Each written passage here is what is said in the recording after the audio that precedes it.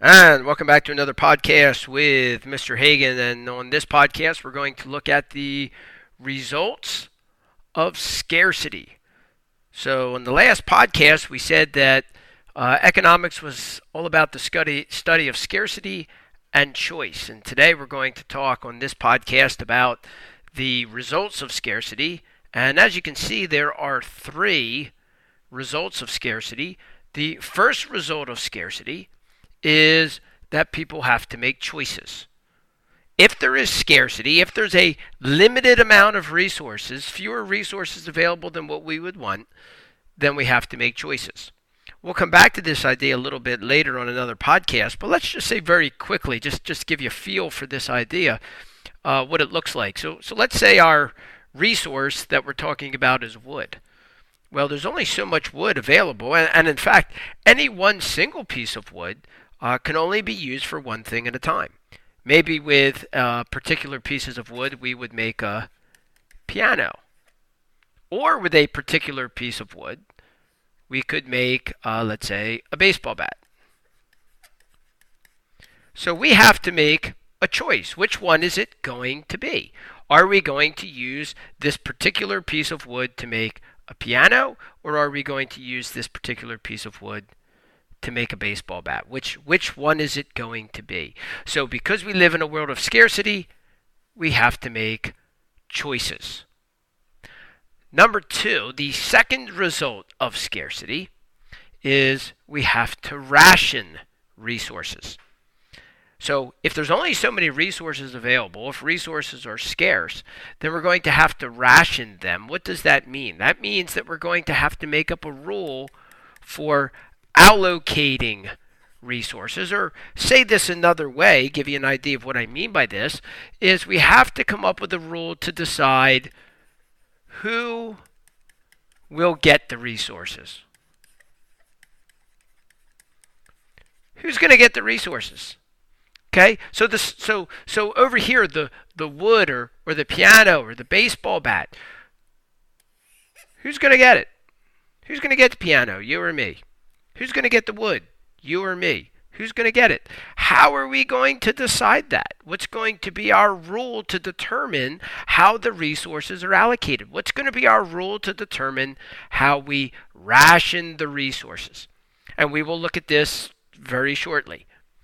Finally, when we ration resources, and we have to in a world of scarce resources, when we ration resources, that will create competition. People will compete according to the rules of rationing over here. People will compete for the resources. And the way they compete will be determined by these rules of rationing. The way that we compete will be determined by these rules of rationing. So on this podcast, we're going to focus on these last two. We're going to focus on rationing and competition right now. We will come back and look at choice on a later podcast. That's a really important concept. But for now, we want to take a look at rationing rules and what competition looks like under different rules of rationing. So let's just look at one at a time. Let's begin but with a kind of a silly one, and that is foot size. So this would be a silly rule of rationing. If we were going to, let's say we were creating a new society, and we were going to ask in this new society, what is going to be our rule for rationing? How are we going to decide who gets how much of the resources?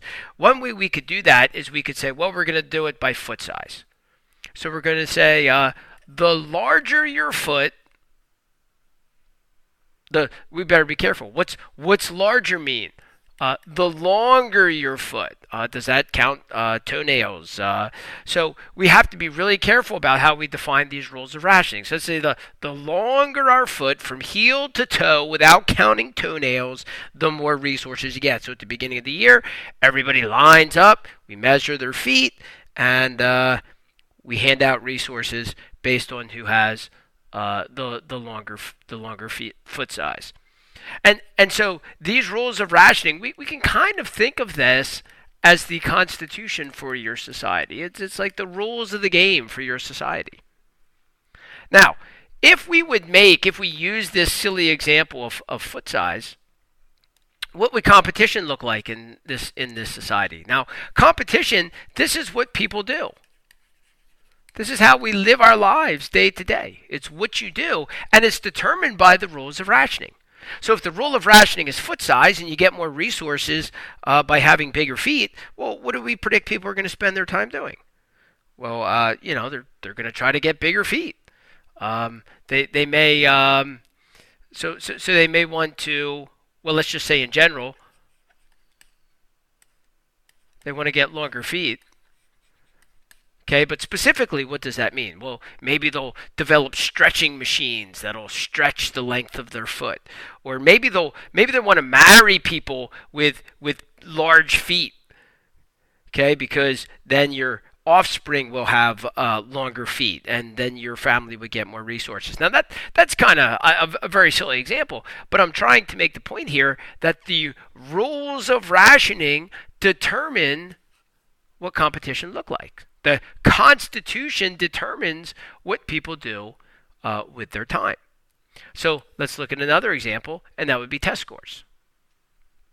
So test scores, it actually is kind of used sometimes in some societies where schools, the amount of money they get, the amount of resources they get is determined by their test scores. So maybe our rule might say this. It might say the higher your test score, get you more resources. And so at the beginning of the year, everybody takes this test, whatever it is. Everybody takes a test, and then according to that, we hand out resources. Okay, that could be a rule for rationing. Okay, what will competition look like? What will people spend their time? Well, they won't spend their time trying to get longer feet anymore. Now they're going to spend their time studying for the test. And whatever's on that test, that's what people are going to spend their time doing. Another possibility is we could say family size. Now, this one has also been used, like in welfare programs and so forth. Oftentimes, countries will grant larger welfare checks, resources, if you will, to larger families. I mean, it sounds nice. They have more kids and they need more food, and so of course you would give them more resources. I mean, that sounds reasonable, right? So let's say that our rule for rationing is going to be the larger the family, the more resources you get. Again, sounds reasonable. However, what is the result in terms of people's behavior? What do they do? Well, if the rule for rationing is family size, the larger your family, the more resources you get, then you don't really have to spend time studying for the test, and you don't spend time trying to get larger feet. You spend your time having more children.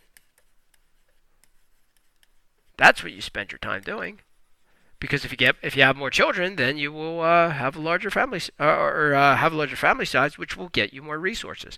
So again, the idea is the rule of rationing will determine what people do with their time.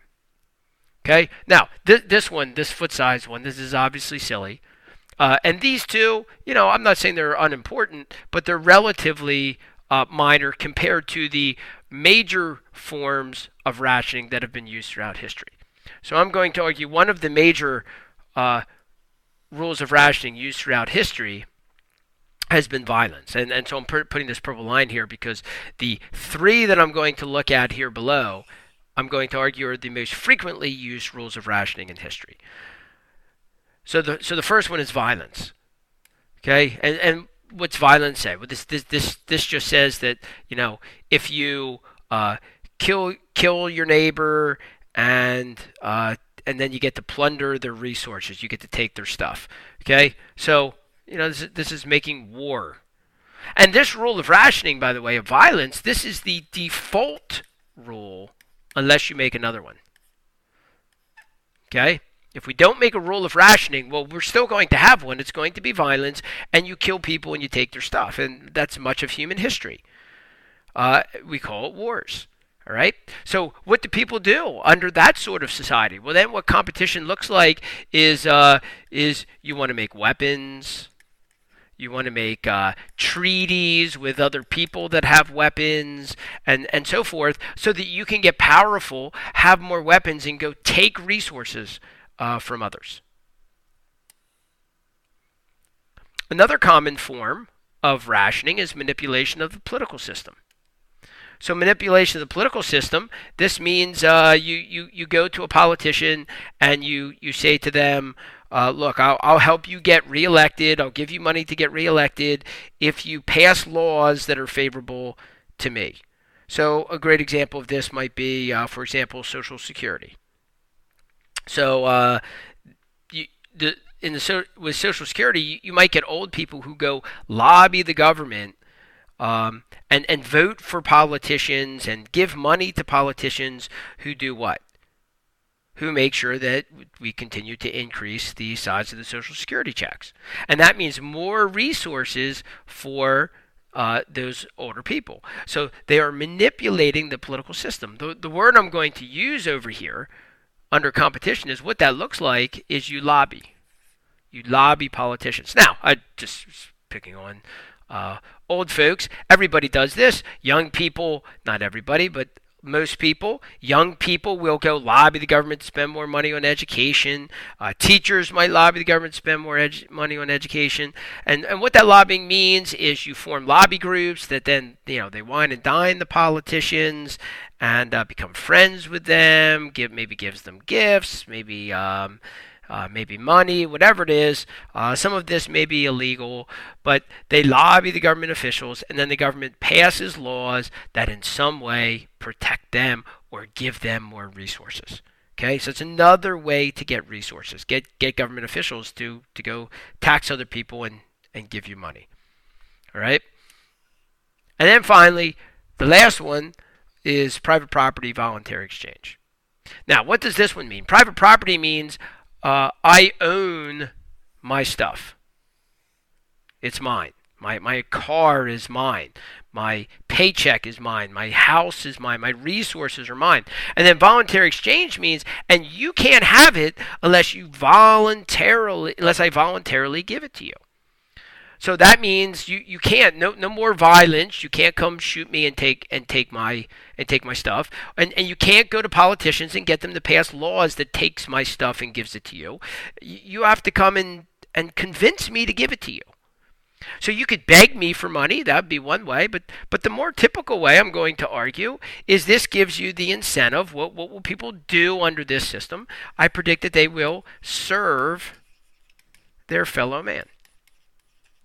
They will go do stuff for me. So if you want some of my resources, if you want some of my money, then you come to me and say, you could come and you could beg, Hagen, please give me $20, and I say no. Or you could come and say, Hagen, I'll mow your yard. I will serve you. I will mow your grass if you give me $20. And then oh yeah, that sounds like a good deal. And you mow my grass and I give you $20 and you get some of my resources for doing that. Okay? That's our rule for rationing. Private property, voluntary exchange. So the word I'm going to use here when we say serve your fellow man, another word for this is to say it gives you the incentive to work. It gives you the incentive to go work for others. Or I'm going to say it this way. The problem with all these other systems is they don't give you, there's little, and I don't want to say no incentive, but there's little incentive to produce. Little incentive to produce.